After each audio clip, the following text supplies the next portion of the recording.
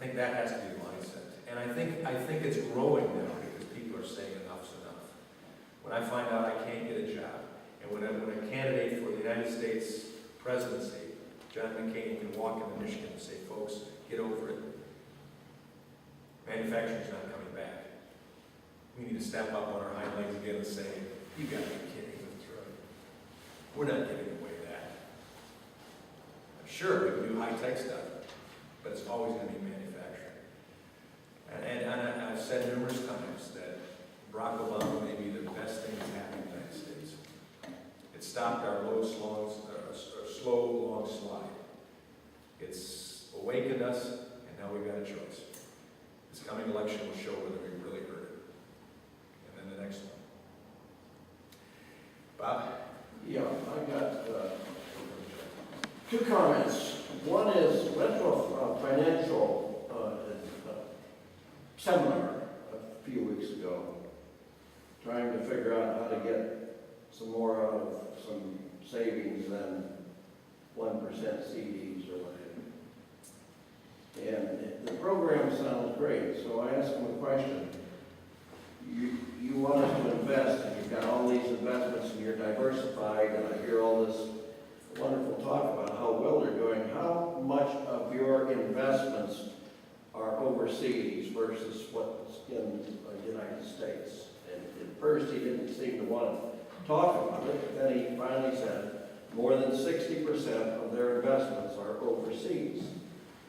Then he proceeded to say, well, you know, the U.S. has been at the apex, and this is just not the place anymore. The place to put your money today is India and China. That's where the growth are. They are today where we were 60, 70, 80, 90 years ago. You know, it's very disheartening. But if that's coming from big people who And are... the sad thing is still ahead of me. But not all. So, if these people have that attitude, how do they expect us? How are we going to... I mean, does he lost faith in America? Is that a reality? Is this what we... I understand. That's what he... I almost fell out of my chair. Well, I'm not saying it's not a reality for him. That some of that is true. Right. But I'm saying for America, it cannot be a reality. That's our minds. As Americans, we have to stand up again on our hind legs. We certainly do. And say, we are Americans, we're going to win. In the end, we win. We have stutters. We fall at times, but we get up and we go on. And this is one of those opportunities which is maybe more traumatic than anything in modern history. I understand.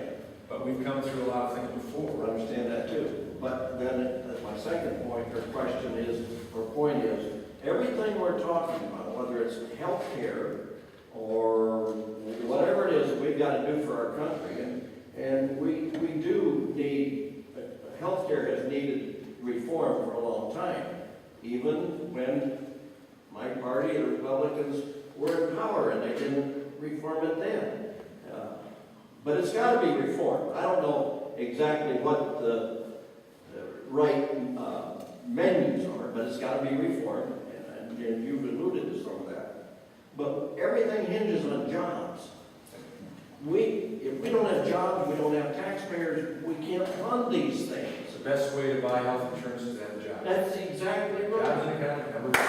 And I got a primary example. My son's been out of work for 2 years, and he almost died a few months ago because even going to the hospital emergency room, they treated him for one thing and then booted him out the door, and turns out it was something else.